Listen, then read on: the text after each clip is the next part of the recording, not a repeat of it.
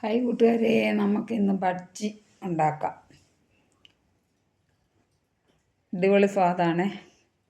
Cauliflower കൊണ്ടാണ് നമ്മളിന്ന് ബജ്ജി ഉണ്ടാക്കുന്നത്.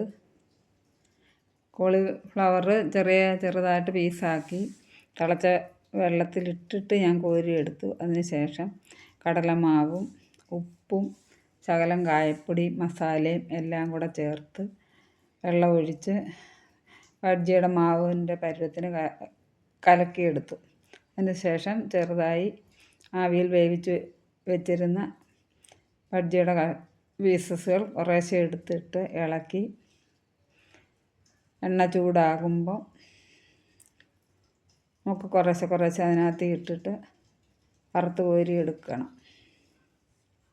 ഞാൻ കുറച്ച് വെളിച്ചെണ്ണ ഒഴിച്ചിട്ടുള്ളൂ. വെളിച്ചെണ്ണയ്ക്ക് വില കൂടുതലാണ്.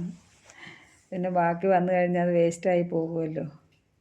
അത് വേണ്ട, അതുകൊണ്ട് കുറേശ്ശെ ഒഴിച്ചാണ് നമ്മൾ ബജ്ജി ആക്കിയത്. കോരുമ്പോൾ ഒരുമിച്ചിരിക്കുന്നെങ്കിലും നമ്മൾ തണുത്ത് കഴിയുമ്പോൾ അത് ഓരോ പീസായിട്ട് തന്നെ നമുക്ക് കിട്ടുന്നുണ്ട്. ഞാൻ ഉദ്ദേശിക്കുന്നതിനെക്കാട്ടിലും അടിപൊളി സ്വാദായിരുന്നു. സ്ക്രിപ്പായിട്ടൊക്കെ നമുക്ക് നല്ല ഇതായിട്ട് കിട്ടി.